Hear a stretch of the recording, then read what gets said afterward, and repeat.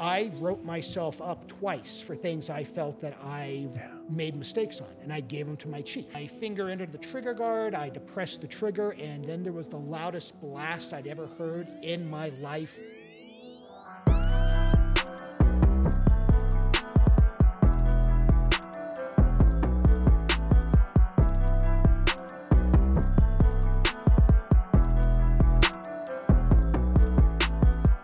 Welcome back to Internal Affairs, a police podcast here with the IA guy. That would be me. And today, like all guests are special, William Frost, Bill here, wrote this book, Leadership in Law Enforcement, 10 Key Traits of what law enforcement agencies can do to develop these in future leaders, second edition. You got to get it. He gave it to me as a present. We are Code 6 with Bill, man. Thanks for coming, bro. Thank you very much. I appreciate the invite. Yeah, you know, you and I were going back and forth on LinkedIn. Yep. You know, LinkedIn has done a lot for me. I have to say LinkedIn has been a godsend for so many people that want to do good for this profession once you step away from the uniform. Yeah. And it's a place for people to share thoughts, share ideas, and just kind of get the word out about the profession. Which leads me to this next point here is the, so here you are, you saw LinkedIn or wherever it is that you saw this Internal Affairs podcast. I'm curious, what was your thoughts? Well, I actually, right off the bat, I love the process because you're capturing people's stories, you're capturing people's ideas, you're capturing cops' histories. And in law enforcement, we are horrible at paying attention to our history. We're horrible about learning from our pasts, and we never record it. We don't talk about it. We just forget about it as soon as it happens. We need stuff like this. We need programs like this to capture our history. So not only do law enforcement officers who have done good get remembered, we could learn from the mistakes, but also we're passing things on to the future officers so they could do better than what we did. Yeah, no, the next generation is super important. You and I were, you know, at the end of our careers, and I figured this would be a good way to giving back to our law enforcement community. So thanks for showing up. Look, let me get you with this. I did ask you, you're thinking, hey, this, you know, stories, I agree. We don't really share our history. You came on the job in, December of 1997. I got to ask you, did someone walk in and tell you anything about internal affairs? Or when you graduated the academy and you did your probationary period, and here you are with your FTOs, what impression did you get of internal affairs? And the reason why I'm asking is because you and I can agree that it's had a negative stigma for decades. And I've always wondered, why is that, right? And because we're so evil, we're dark, you know, the dark side, you're evil, the Rat Squad, et cetera, Blue et cetera. Falcons, exactly. The Blue Falcons, you know, don't get me started. Hey, there's always one in every department. Yes. Always one, minimum one. However, talk to me, man, what is it that someone told you about IA when you first came on the job? Well, it's kind of funny. I come from a law enforcement family. Okay. My dad was a police chief. My uncle was a sergeant, and my wife is a retired dispatch supervisor. Okay. So at a young age, I had heard about, you know, when cops screw up or mistakes happen, there's this thing called internal affairs, and it could be good for a department, it could be bad for a department, but it's necessary. You have people that sometimes push the envelope, and bad things happen to good cops because they're on the wrong, they're not on the A team, they're on the B team. They're not the most popular person with admin. Also, there are times where the IA actually saves the department by getting a bad cop off the street. So it's all how the IA process is used. Right. So I grew up coming from my father, who had to do IAs. And at a small department, it's not, hey, you have an IA division. It's, hey, you know what? You're the sergeant, you investigate your guy. Yeah. You're the lieutenant, you investigate your sergeant. Everybody knows. Everybody knows. And it's not like, hey, hey, I'm never going to see this guy again because my department's 9,000 and I may never even bump into him. Yeah. It's like I'm going to run across this guy. I might have grown up in the department with him. So I learned that it's a source for good and can be a source for bad, and that you have to, it's up to the law enforcement administrator of those departments to define what role IA plays. Right. Is it a role to keep your department sharp? Is it a role to ensure accountability? Or is it a role to hunt cops that you do not like just because of personas? So when I first came on, there had been an incident in which people were upset about two matters. One matter was a officer who was somewhat popular with our patrol run afoul with the sergeant, and the sergeant caught him in a lie, which about time off, which then he pushed to get the officer terminated. Okay. Turns out, if you actually looked at that case more, while the sergeant was gathering information and interrogating the officer to get this information outside of his POBAR rights, that he technically probably shouldn't have been fired for that matter. He probably should have been disciplined in a manner. He had a girlfriend. Girlfriend wanted to have time off. He said he went to school. There was a lot of overtime going on. So he started feeling bad. So he started working weekends again. Okay. But then hey, I thought you had school. And then the interrogations kind of interviews start, and there was the unofficial, and hey, you know what? Let's put a case against the guy. And drop the hammer on Drop the hammer on him. And it was like, hey, he was actually a damn good cop, but they dropped the hammer on him. Yeah. And then another incident that happened, people weren't very happy about that. Right. Because everybody knows. Because everybody knows. And then as you learn more, as you move up, you're going, man, this guy really kind of got screwed. Yeah. Second time was that there was a use of force incident in which a local jurisdiction, one of their officers got assaulted, got hurt pretty seriously. He was able to come back to the job, but he was hurt. Okay. Bad guy took off running. Bad guy was somebody everybody knew. We called him Sylvester Stallone because he actually looked like Sylvester Stallone. Oh, God, Sly. Big, puff, buffed up dude, would run, busted out of backs of ambulances to escape the cops, but he would fight on a notice. And he had hurt a local sergeant. So everybody was out looking for him. Well, my department had a team out that graveyard shift. They saw somebody on a bike, kind of generally meets the description of the guy. They ordered the guy to stop. Yeah. They were shining flashlights in his face. Guy couldn't tell what's going on. Guy didn't stop soon enough. They put a baton in the bicycle's wheels, and the guy went ass over tea kettle, went crashing to the ground. Turns out it wasn't the bad guy. It was a local emergency room doctor. He said, hey, I didn't know why I was stopping. Nobody was saying, his story was nobody was saying police. They were just shining flashlights in my eyes, telling me to stop. I don't know what's going on. Yeah, totally. So investigation turned out, hey, you know what? This is actually a bad use of force. We should put down some suspension on this guy. This guy should get punished. And people didn't feel officers should get punished because, well, the guy didn't stop for us. Got it. Well, you know what? In reality, officers should have been punished. I mean, you're going to make a stop, make sure people know that you're doing it lawfully. You're right. And before you start sending people flying off bicycles, make sure generally they're the right guy. Did they drop the hammer on him too, or no? Did not drop the hammer on him. There was enough fights where he got into a little problem, but he remained with the department until he chose to leave to go to another department many years later. Got it. He got some punishment, but people were upset the department wanted to give punishment. It was a tap. It was a tap. And in reality, I mean, the officer who did it, he had been a great officer at times. Other times he went, ugh, what kind of decision was that? Yeah. But it was something where it didn't deserve to be completely crushed. Right. But also it deserved something, but people were upset that they were even getting something. So it was, the admin and IA are going after somebody. Yeah, of course. Well, they weren't. So I came under that where there was suspicion of, hey, am I going to get IA'd for anything? Right. Am I going to get in trouble?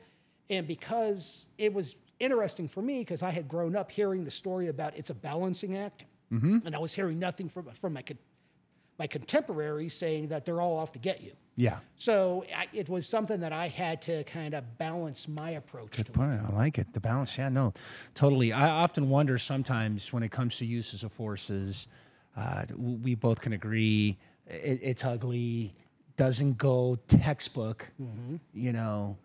I got one of my guests coming up, the BJJ guy, and all the, you know, and BJJ is super important.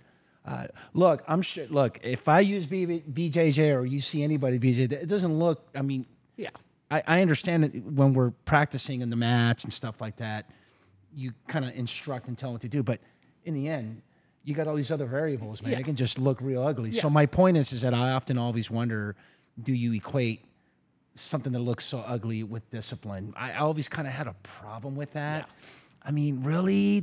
Are we really going to hammer this dude and give him a 10-day suspension? Because this guy was wanted for like 20 robberies, and we finally found the guy, and, you know, and Just yeah, because it didn't look all that, it doesn't look all that great. Yeah.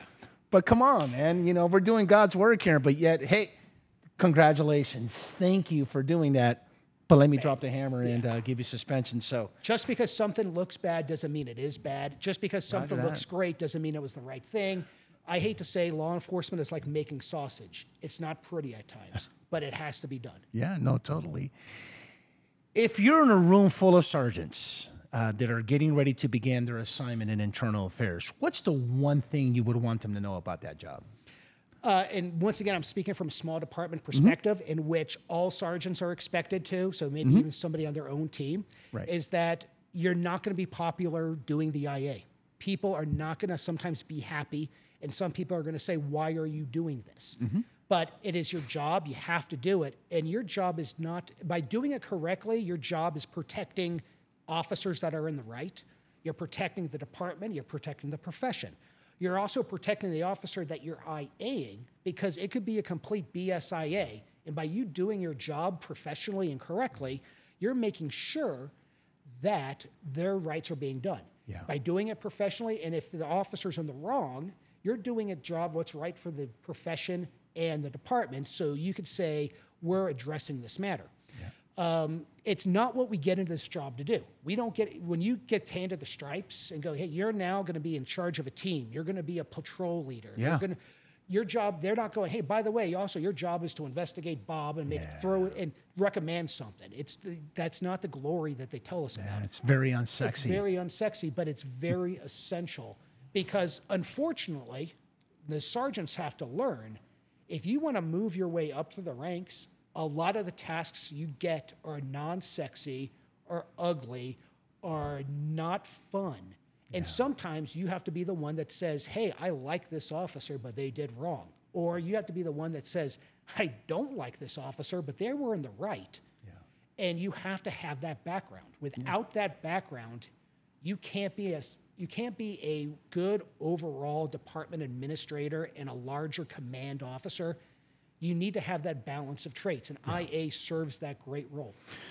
You know, a follow-up question to that would be, how do you prepare for this assignment? What's your thoughts on that, if any? It's hard, because the only way I could prepare is you have to start from day one of the day they gave you the stripes, of being fair to all your people, being consistent, holding people to standards, and making sure of accountability. And if you do that as a patrol sergeant, and then when you get asked to do an IA, people are going to understand that you're being the same way. And if you take those same traits and you insert it into your IA investigation, you're going to do good IAs. So that's the only way to prepare, because you could go to all the classes. You could go to, they don't really write books about doing IA. I could only think of one that was written by an NYPD. I want to say he was a captain at the time. Okay. And he hated the job, but he was forced into the job. Okay. So actually he was a lieutenant when he did. He ended up as a captain. Okay. And he talked about, well, we did it, but we didn't like doing it. Right. Nobody likes doing it, but you got to do it. You got to be fair, consistent. You got to hold people accountable. And if you do that every day in all your jobs and all your tasks, you're going to be able to adapt to IA, and that's the best way to do it. Yeah. Don't cut corners. No, never cut a corner. Would you agree? No stone goes unturned. Exactly. Because if you don't look into everything, it's going to be the thing that bites. Because if you don't look into everything, and the thing that gets left under the rock is the thing that's going to justify all the officer's actions, you've just screwed over your officer. If you don't do the same thing and you don't turn over that last stone, and that shows that, ooh, I actually have an officer that shouldn't be on the streets, you're screwing over not only your patrol team, but the department and in the profession, because we all know there are those cops that have done things that have given all of us a black eye. Yeah. And one bad cop destroys the reputation of 1,000 good cops. That's right. No, totally. I'm with you 100%. Hey, you know what happened with Sonia Massey? It's a perfect example, right? So, the cop gets charged with a first-degree, and next thing you know, now we're all, this brush we get painted is just, which is one of several reasons why we're having this conversation and decided to do this podcast, because it's kind of like a topic that doesn't really get talked about enough. Nobody wants to, because law enforcement has this horrible tradition of sometimes saying, you know what? Let's not talk about the bad. Let's only talk about the good. Yeah. And let's not talk about our weaknesses, our failures. Yeah. But you have to address your failures as much as you do your successes. If you're not addressing your failures, you're not learning from them. We have dramatically more successes in law enforcement. Yeah. We have many more heroic stories than horrible stories. Yeah. But we have to acknowledge there have been cops that have done bad. There have been cops that have done plain old evil. But for every one of those, there's the thousands of cops that go out there every day and do a great job. And we owe it to those cops to look into the mistakes to prevent them from the future. Yeah, which I'm going to follow up with that. I was going to say, to your point, let's just make sure that when we are discussing internal affairs or anything that involves misconduct or discipline, we're talking about a very small fraction of the population. Yes. My beloved LAPD at one point was 10,200. When I was in internal affairs doing these border rights, I think in 1 year we did 100. Yeah. Okay. Wow, that sounds like a lot to the average person or to a cop in a small department. Yeah, but still. Oh my God, everybody's in trouble. Everybody's a bad apple. No, do the math. And by the way, this process, the chief of police says, look, this is so bad. You lied, deceit, perjury, misleading, something off duty, whatever. I'm going to direct you to this hearing, and your fate lies on these panel members. I'm recommending removal, but we're going to wait to see what they say, because you're going to go to this full-blown hearing. Now, out of the 100, it's like, I don't want to say maybe 50, 60 of those, give or take. I'll even say 80, right? Because what also happens is you can get, let's just say you take a 10-day suspension. And you're like, you know what? This didn't happen. This is bullshit. The department's after me. I want to go to this hearing and plead not guilty because I didn't do this. So those are what we call opted boards. In other words, you have the option to either take that 10-day suspension or have your fate be judged and decided by this 3-panel member. Well, okay, so let's just say it's all 100. Come on, do the math. Yep. And I'm not good at math whatsoever. But I'm willing to bet it's like 0.0000001% of the population. So, like I said, take it easy. Take it easy. Let's put it this way. If you look at lawyers, doctors, priests, even firefighters, the amount of corruption and wrongdoing in those professions are so much higher than there are in law enforcement. Yeah. But it's the only thing that gets aired is the things that law enforcement has done wrong. Of course. And that's when law enforcement top administrators and leaders have to get out in front of the cameras and celebrate our successes and celebrate how all our wonderful work and acknowledge what went wrong, but still say, hey, I had one bad officer. Yeah. But I have 5 great divisions. That's probably the best way to approach it. So we'll duly note that, Captain, because we're going to get to that. A trip down memory lane. Let's do it, man. Let's see. 27 years on. Okay. You were an FTO for about 6-7 years. Congratulations, you make sergeant in 2007. About 9 years later, you make lieutenant. And then you sold your soul as a captain in August of 2019, which, by the way, you sold your soul a little bit more when you became the acting chief, right? Yeah. And then you said goodbye in December of 2023. I got to ask you something about your career. Let me ask you this. What's that one job out of you pick in your career. Like if I were to put you back in your department right now, in a crystal ball, what's that one job that you wish you would have had that you didn't do in your time as a law enforcement officer? I was lucky, and my department was small, but we had a lot of opportunities to do many things. And I kind of touched almost every single thing in my department, from reserve to patrol to FTO to detective to you name it. The one thing I kind of wish I did that I didn't have the opportunity to do was SWAT. By the time when I first entered, we're no longer part of a regional team, and by the time we started being part of a regional team again, I was already a senior sergeant getting ready to go up to admin, and I had my share of injuries that later haunted me by a medical retirement. I enjoyed the planning process. I enjoyed serving warrants. I enjoyed doing the tactical planning and the thought process. I wasn't Johnny Perfect Pistol, but I was a good enough shot, but I understood tactics. And I really thought that would have been a fun assignment, and I thought really would love to have done it. I just never had the opportunity to do it. Hey man, SWATologists, they're there. You're one of them, and I suppose when I came on young and I never really thought about being a SWATologist, but I get it. I get it. It's fun. Yeah, it was one of those things that I always, and later on when I was my department's liaison to the regional team, I enjoyed that, helping select people for the team, giving my feedback, talking to the other command, talking to the commanders about, hey, this is my guys, this is the strong points, the weak points. I just wish I would have had that opportunity earlier on. It would have been something that would have just made me even more well-rounded as I moved my way up. Good. Look, we're going to move on to the IA story because I know you're going to share one with us. But before we do that, you follow baseball at all? Or, okay, so you remember back in our days, Phil Niekro? Yes. You know, the knuckleball, nice and soft. I think these have been kind of Phil Niekro type of questions.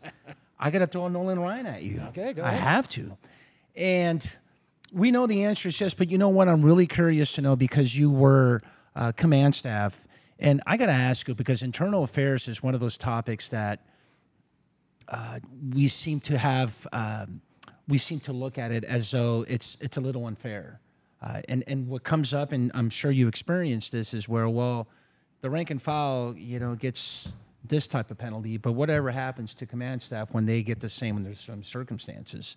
So my question, my Nolan Ryan fastball to you is there a double standard? Oh, quite simply, yes. I mean, for every size department, there's no way other than saying it. It's not right, but there is. An officer does something and they get jammed up, and then a command staff person, even sometimes a sergeant, they do something and they don't get any punishment. It's not right.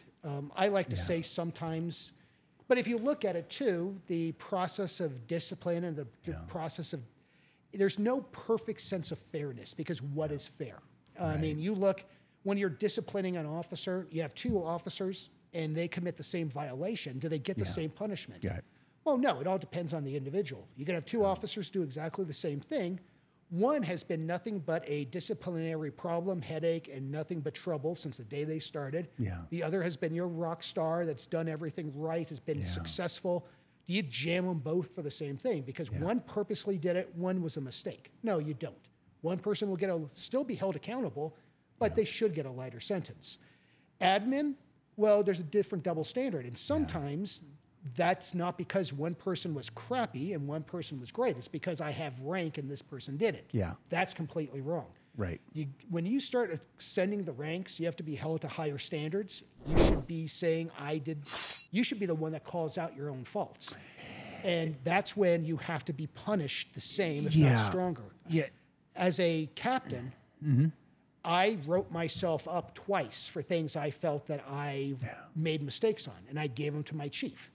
My chief said, I would never write you up for this. I said, I hold myself to a higher standard. He tossed them aside. But we don't hold our top leadership accountable anymore, and that's the fault. And what happens is it lowers the morale of our officers. Oh, yeah, it has a huge impact. It's horrible. And if we they do something off duty, they commit a crime, they have a gross violation of policy, command staff should be punished harsher than an officer should. Because unfortunately in today's law enforcement, a law enforcement officer who loses his ticket book faces more punishment than a police chief who loses the morale of their police agency. Amen and that's to that. wrong. Yeah.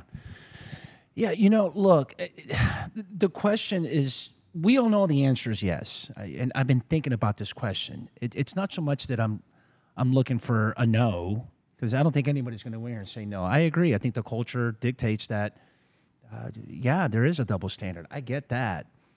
And I'm going to sound a little hypocritical here because you can benefit out of it. Oh, yes. Meaning, hey, if I'm a captain and I got a DUI, and the chief's saying, we're good, you're going to be okay. I don't know. I don't know if I would counter my chief and say, you know what? Officer Johnson just got a DUI and he took a 10-day hit. You know what? I need to take a 10-day hit. Yeah. Now, I've never put myself in that predicament, obviously, because I'm not a command staff officer. But perhaps maybe that's the right thing to do. That's the point I'm trying to get to. And again, not everything deserves punishment. Look, if you do something on duty, from my experience in terms of discipline, you're pretty lenient. Look, you know what? You have an incident, critical that is, and things just go wrong. Is it to the point where we have to impose discipline? I don't know that. But what I'm saying is that if you're the command staff officer and you're at the scene of a critical incident, especially in a small agency. I can't speak for LAPD. I'm going to tell you right now, there's not one captain that's going to be the incident commander of a, hot 211 robbery in progress. They're not going to be the ones, formulating a plan, command and control, et cetera, et cetera.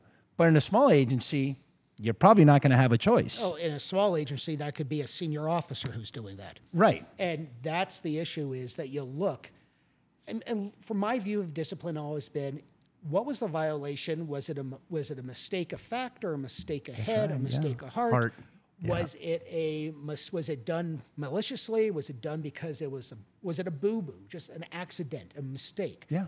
Or is there a long-term pattern? Not everybody needs to be slammed down. Yeah. Sometimes discipline is training and education, which should be done the vast majority of the time. Not everybody should be handed a rip. Not everybody should get days on the beach. Yeah. I made a mistake as a young officer, and I had an accidental discharge, and I shot the floorboard of my patrol car with an 870 shotgun. Is that your IA story? It wasn't going to be it, but it actually works well. It actually works great. Yeah, because tell me about it. I was driving down the road after a long patrol shift. It was a busy shift. It was one of those days that you just hopped in your car and got going without even checking out your equipment. Okay. Unknownst, somebody who had driven that patrol car before me had racked a round into the chamber of the shotgun, left it in the holder with the safe. Now it's just a holder next to you, Crown Vic, or is it the one? Crown Vic. It was a Crown Vic, but it was down to the side. Okay. It's different. It was an older patrol car. It was down to the side, but the trigger guard was exposed. I had to ride along that night. We drove around all day. I didn't bother checking the shotgun. I should have. I made a mistake. So we worked 12-hour patrol shifts, 7 p.m. to 7 a.m. Okay. It was my last day of the week. It was the Friday night shift. It was 6:30 in the morning on Saturday morning. I'm getting ready to go off duty. I'm a probationary employee. I don't even have a year on yet. You're not vested. I'm not vested. I'm driving down the road. But you got a Crown Vic. I got it. Yeah. There's people who are listening and watching. Don't even know what a Crown Vic is anymore. Yeah. That's when you know you're old. Well, there was still a Ford Taurus in my fleet when I started. Did you also have the Chevy? No, I did not have a Chevy. Yeah. With the spotlight? Yeah.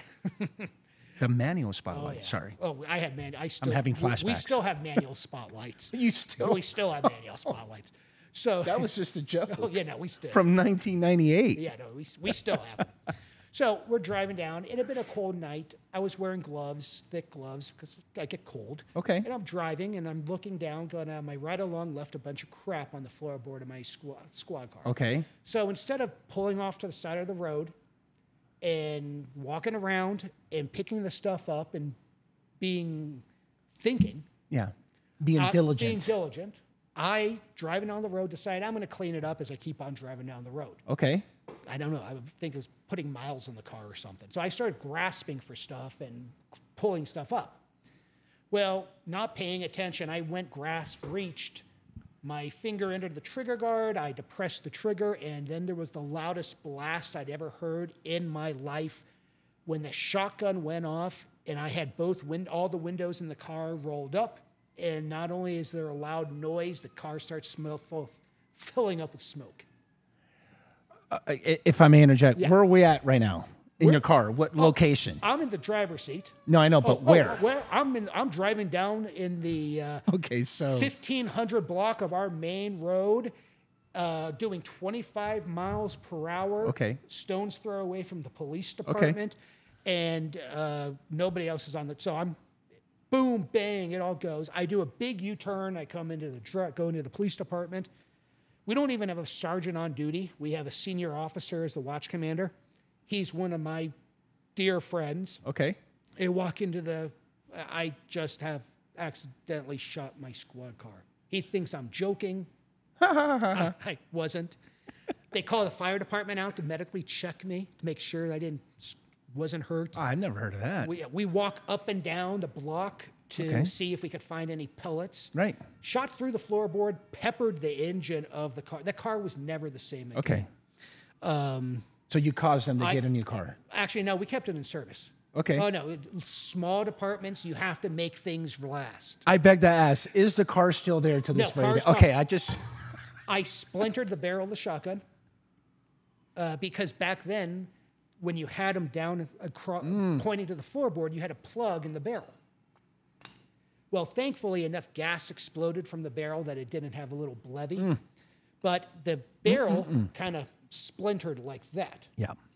I have that barrel on a plaque in my office at home that says mistakes happen. You learn from them, you move on.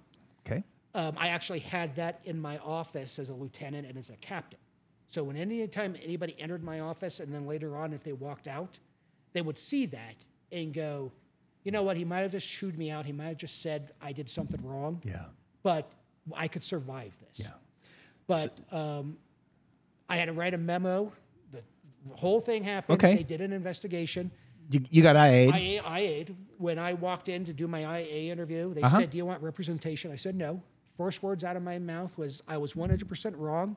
I accept any punishment that you provide me. Okay. They did the IA. I got 3 days on the beach. Okay. Which- I've been hearing that lately. which That's is a northern thing, if you that's don't a mind northern- me yeah, interjecting. no. What is beach time? Oh, that What does that means mean? You're on suspension. You get because you could go anywhere you want. You just say I'm on the beach. Okay. Yeah, so it's 3 days on the beach, 3 days suspension. I would have lost 36 hours of pay, but I had so many court hours the day before my suspension became effective. I lost about 8 hours of pay. Okay.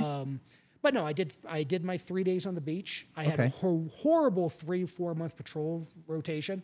Uh-huh. Came out of that patrol rotation stronger and better and progressed faster.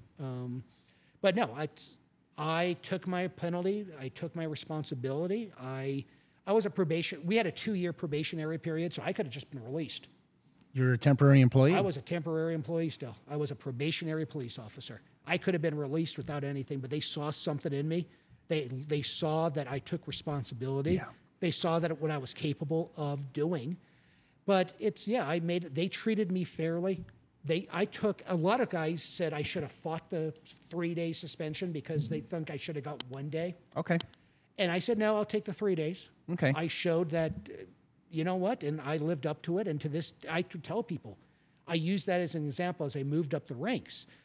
You could have mistakes. You could screw up. As long as you acknowledge it, you move forward, you learn from it, you could overcome things. Yeah. Because people used to go, you shot a squad car and you still got promoted to sergeant, to lieutenant, to captain. Before your back went out, your last active duty assignment was the acting chief, but you killed a squad car? Yeah, I did. I blasted that thing. I didn't do it on purpose, but Right. I screwed up. And that shows when you treat somebody right Yeah. and you do the process. Officers that make mistakes don't get destroyed, nor should there. So I would always be grateful for that lieutenant who did that IA. I want to be grateful for 1 or 2 of the sergeants at the time that were talking crap to try to get me out of there. Yeah. But the lieutenant had my back. The captain who imposed the discipline, because he was the Acting chief? he was the acting chief at the time. Well, we had a chief of public safety, and so the captain really had a lot of control over the department. He imposed it, and I never. He was a mentor of mine, and we're great friends to this day. Yeah. I accepted it. I learned from it. Thank you for sharing. I appreciate that. Let me ask you this. How long did it take from the time that you were interviewed, well, from the time of the incident until the time that you received your 3-day suspension? Let's see. Smaller departments, things go sometimes faster, sometimes go longer. For me, I shot the car in, I want to say, end of September. I did my discipline mid-December. Okay. So it went really quick. Okay. I So spent my 1-year anniversary. month and a half. About that. Yeah. I did actually. Closer to 2 months? September, December, closer to 2.5 months. Okay. I spent my 1-year anniversary with the department on suspension. Okay. Would you agree that the punishment is not the penalty, the punishment is the process? Oh God, yes. And I take it in this case, you were treated well. I was treated well. But yes. didn't those 2 months just felt like your whole world was coming down? Yes, because the process of even preparing to go back on duty and having to get requalified with everything. Yeah. The process of going through all the policies again before I even hit the streets. The process of, okay, we're going to be doing an IA. This is what time we're going to talk to you. And that got postponed for different reasons. Then here's your disciplinary package. We're going to do this, but because of staffing shortages, we don't know when we are going to serve your suspension yet. That because it kept on dragging along. And then serving it. And I remember I remember at a city Christmas party, I was on duty and we were expected to visit them. I really didn't want to. I was still ashamed. I wasn't angry at the department. I was angry at myself. But I still showed up on duty. And I was talking to the lieutenant and I said, hey, he goes, I really appreciate you working with us on the suspension. Yeah. We'll get it done. He goes, hey, don't worry. I took it myself. Yeah. He goes, we're short-staffed. I appreciate you working with us on it. And I said, hey, like I told you, I screwed up. It's time for me to pay my dues. Yeah. The hardest thing for me actually was when it was time for me to serve my suspension, driving down to the PD and handing in my badge and my gun and my ID card. And that was the most difficult thing because I was a police chief's son. I come from a cop's family. Yeah.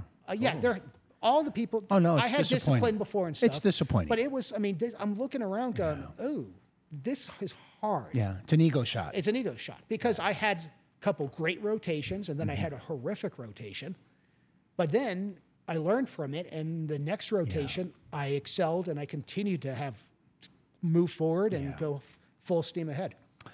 One question before we wrap up this segment: as you sit here today and reflect on this incident, what penalty would you have given yourself? You know what? I still, even though people said 3 days was too much, I probably would have given myself a week on the beach, a full week, because it's a loaded weapon. I made excuses. You know what? We're too busy. We're going to move. I hopped in that car. I pushed myself further. I had a kid in the car. He was 17. What happens if he would have accidentally hit that? What happens if we would have had a hot call? I would have jumped out and I would have had even worse gun safety than I had not checking it. And I would have had a discharge in the field. What happens if, I don't know. I mean, there's a million things. No, totally. I could have been, right. But to me, would I have given an officer in that same situation a week on the beach? No, I wouldn't. But for me, I hold myself to a higher standard. Yeah, I probably would say if I was the captain, they'd go, and you know what, this is the discipline I'm imposing. And if Captain Frost was looking at Officer Frost, I would have given myself entire patrol. For our patrol weeks, it was 3 days or 4 days. I would have given myself an entire 4 days on the beach. Right. You think that's a good practice? I know you have a lot of leadership experience under your belt. You think that's a good practice?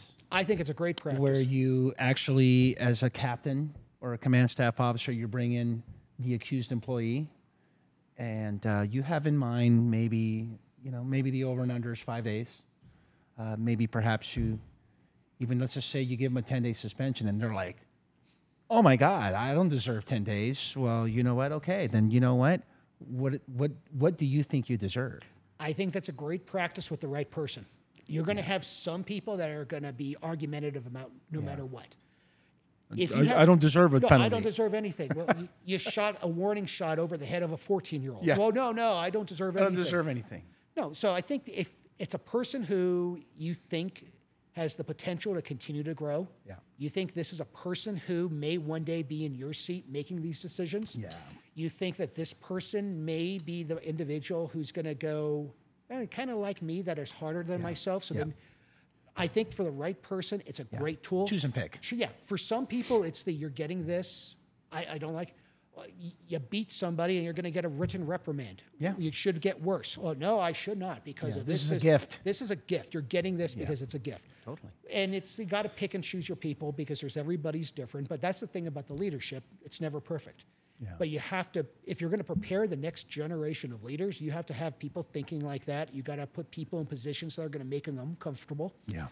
Asking them that question makes them uncomfortable because you're going to find the person that goes, I don't deserve anything. Yeah. And then you're going to go, okay, what kind of leader are you going to be when the chips are down and some of your officers do something? That's probably not the best answer. No, yeah, but chips are down and they're in a leadership position and officers go following a department policy and procedure and something goes wrong, but they followed that. Or are you going to be the one that calls back and goes, oh, no, they were all screwed up. It's not our fault. Yeah. Instead of going, I'm the chief of the department. That was our policy. These officers did what they followed policy. Good point. The fault is on me. Yep. That's when you find out who your true leaders are and during those tough times. Yeah, no, totally. Yeah. Okay. Worst incident in your career? There were a lot of them. I mean, you had a lot of different things, even things that were not horrific, which made an impact on me, like an old elderly man losing his cat. That was the only thing he had in life. That stuck with me for years. But the worst incident in my career actually was a suspicious death in which we found a person deceased in a stairwell. And we didn't know who he was, where he came from. He had fallen, severed his spine. As his head went back, hit the other top of a stair, caused a fracture of the skull that drove a piece of bone into his brain, blood everywhere. So we were trying to figure out who he was, and we tracked him down to a apartment. And through investigation, we discovered that it was a drunk slip and fall. But while the scene wasn't horrific, while it was gory, the hardest thing and the worst thing I ever had to do was the victim's girlfriend was waiting for him all night. And then I went and talked. She just thought that he was missing. We were trying to identify him. And we did the old take a photograph of the corpse and, hey, have people show it at the entrance and the exits of the building. And a brand new officer goes, hey, do you know this person? And she goes, yes, that's my boyfriend. And he goes, oh, okay, let me hide this. And she didn't realize, well, dude's So she went back to the office, went back to her residence. And we didn't know what we were dealing with. I was an only detective, so I called in the sheriff's office for assistance. And we went down there and we found out that he had been having alcohol problems for a long time. And that he had kind of cleaned himself up and he had got his real estate license and were celebrating. So they went out partying with some friends and she saw that he was beginning to drink and kind of act in a way that she didn't like. So she goes, hey, let's go home. And he goes, no, I want to party. No, let's go home. No, I want to stay out here and party. So she goes, I'm leaving. She goes in the taxi, goes a block, and then calls him one more time and goes, hey, could we just go home? No, I'm going to stay out.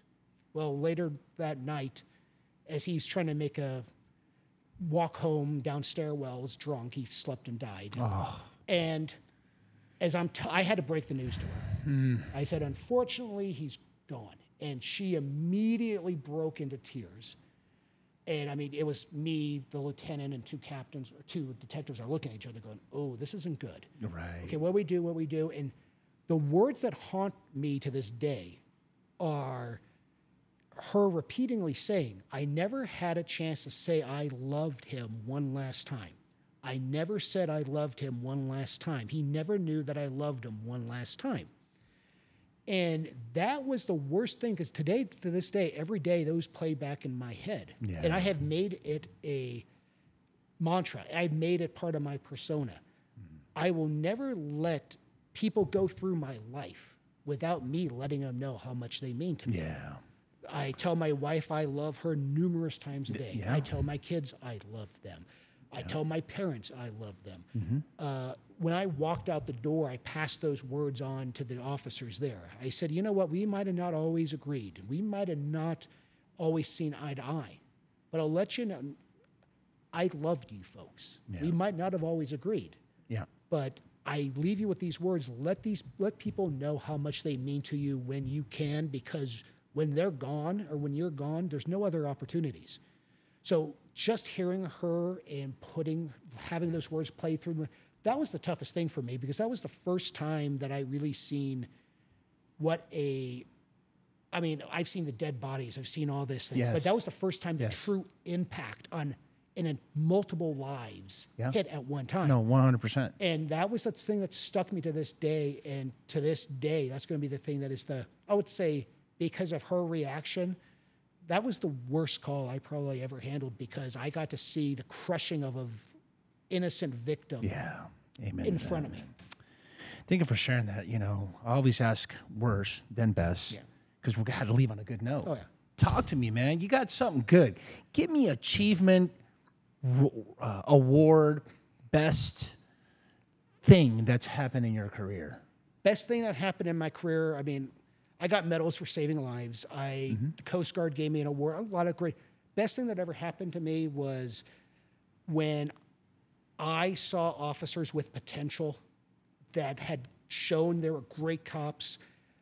When leadership opportunities occurred, they stepped up, they took it. And when my injury occurred and I had to step away from the department, the best thing I saw were those officers I saw that were the top officers, hardest workers, dedicated officers who cared. Those people stepped up and moved into those positions, and they went into sergeant's roles. When I promoted a sergeant, he became an acting lieutenant. Now he's a lieutenant. He's doing the job I did as a captain. Those people stepping up and moving forward, that's the best thing I ever saw, were those guys stepping up. And those officers I saw as young kids progressing and becoming the future. That was the thing. Just knowing I might have played a little role in their development, that was the best thing that ever happened in my career. That's awesome. Way to go, Bill. Yeah. Well, look, man. Let's talk about this.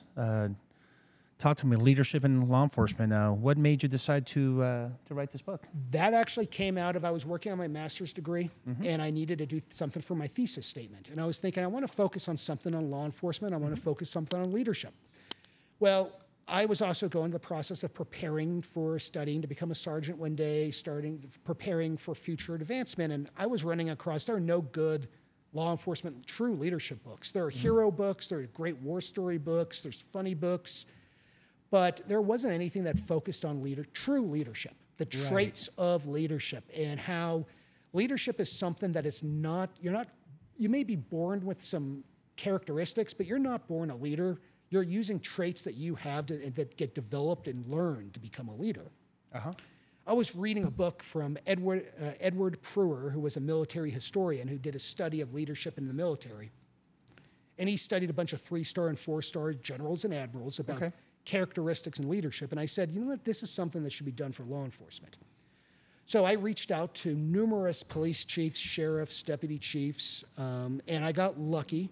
I had 13 very notable leaders, including Bill Bratton, Charles Ramsey, John Timoney, Douglas Gillespie from Las Vegas Metro, a lot of key people from huge departments, as well as leaders from small departments, give me their direct feedback.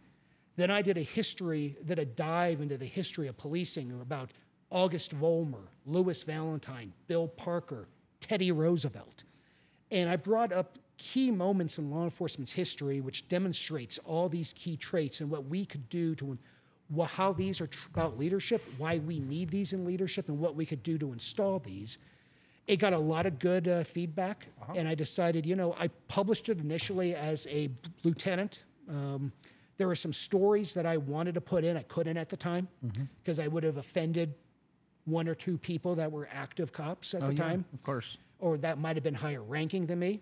Also, I couldn't really advertise. I couldn't really push because I was an active duty cop. So when I got hurt and when I finally realized I retired, I wanted to make sure I pushed this out a little bit more with a little bit more information, a little bit more introduction to the public. And it's people go, what, did you write this to make money? Did you write this to get your name out there? No, I wrote it because I love the job. I love the profession. I love cops.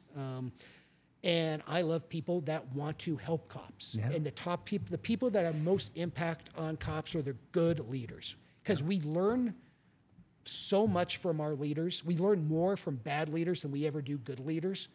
But we learn the successes from the good leaders, the things we should implement, and we learn the things we should stay away from bad leaders.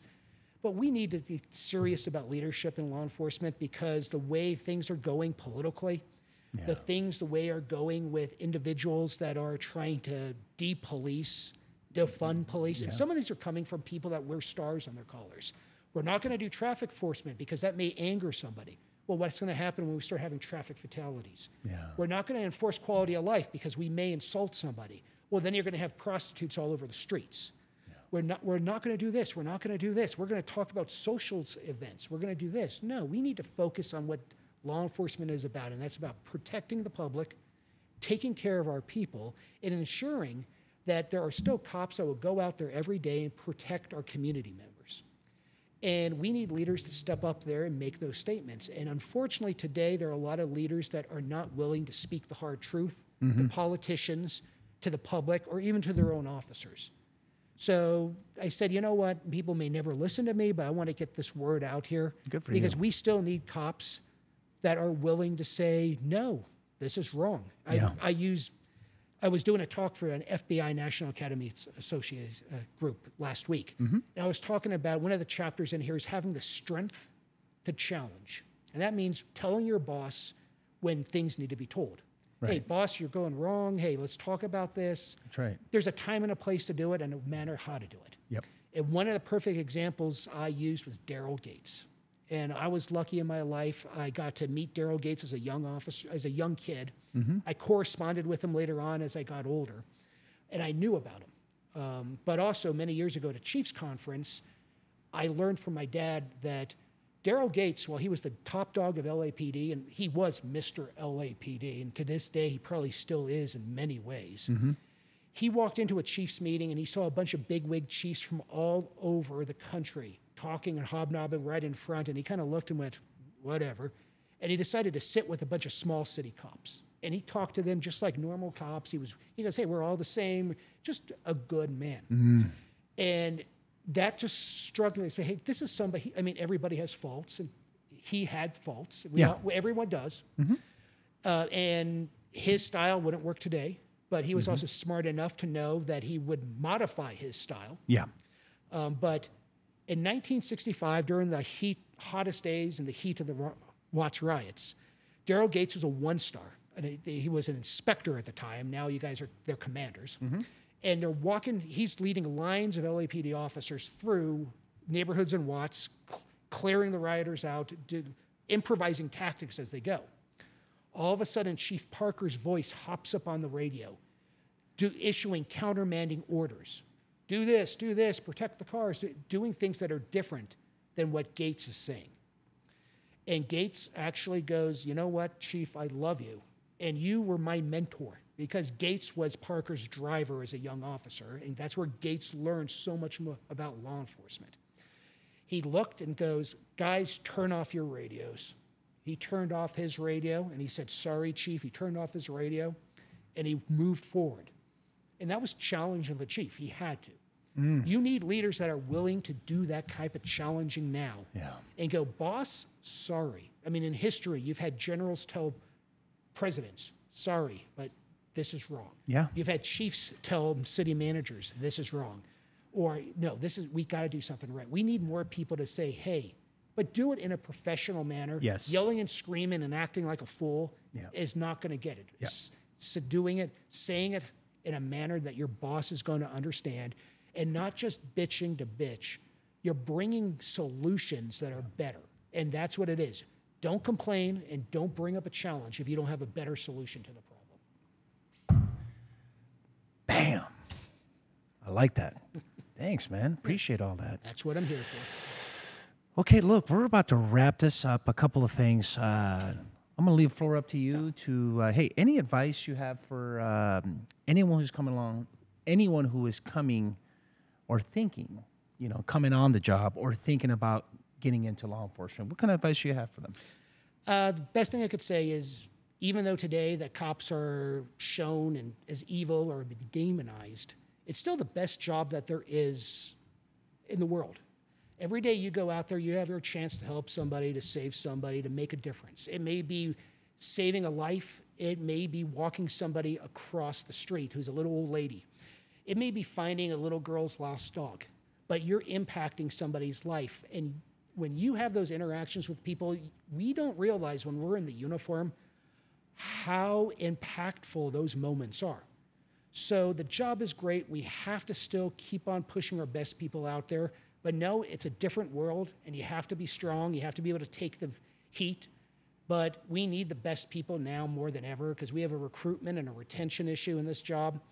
And we're losing out because we're not effectively leading people. So we need people to get into this job. We need people to care about this job and to love this job to become those next stage of leaders. And for those officers that are on the street today, thank you for putting up with things we probably would never would want to or had the patience in many ways to deal with. Totally. But you guys are still out there, but now, while you're fighting the good fight, you have to look and go, you know what? I see the headaches the admin are doing. I see the sergeants that aren't doing their jobs. I see lieutenants and captains that are, go home at 3 o'clock instead of 4 o'clock every day. And I see the chief who's just having lunch with the politicians. You want to be that different leader. So you need to take those opportunities to move on to the rank and do what's right for the right reason and prepare yourself. Because we need this next generation of leaders to fix the problems that we're encountering and we've been encountering since 2014 with the crazy laws that have been passed, and to start speaking the truth to power, doing the right thing for the right reason at the right time, and also to ensure that we have people every day that walk out there in their blue suits or tan suits and are out there to do what's right for the community, do what's right for the public, and do what's right for the job, and keep everybody safe, because that's what we do. We keep people safe. The action, the craziness, the investigations, that's all fun. Those all the war stories we'll tell every day of our life. But the things that stick with you the most are the things that you did that have helped people. I have known officers that have had to take lives, that have done things that are sometimes heroic in fashion, some things that are extremely dangerous. But what they talk about are the things that, you know what, this meant something because I had an impact on this person's life, and it was for good. And they went home with a smile, and I realized that humanity, you know what, we see the worst in this job, but in reaction, most humanity is good, caring people. We only hear from the worst. And if you could help people out, that's what we're here for. So thank you for those that are coming in. Thank you forever for those guys that are serving, girls too. And for you guys and girls that want to move on through the ranks, just keep on working hard, do the right thing for the right reason, and if you need support, look for the people that want to help. And just thank you for the job. Awesome. Thank you so much. We'll put this, the link to your book in the episode. Look, before we wrap it up, a couple of announcements. If you're wondering why I'm wearing this awesome soccer jersey, I'm, born and raised in Peru. If you know me, I'm a soccer dude. I mean, that's like, I'm a junkie that way. And Primo, muchas gracias por el polo y la U. Some will say that it's historically the best team, right? Historically in Peru. I'm getting ready to go home to go see my cousin Javier. And, muchas gracias, Primo, for the jersey. Thank you very much. And if you like this video, there's another one coming up, a real good one. You got to click on it. And like always, show me clear, man. Please be safe out there. And like always, don't forget to go Code 6. Thank you.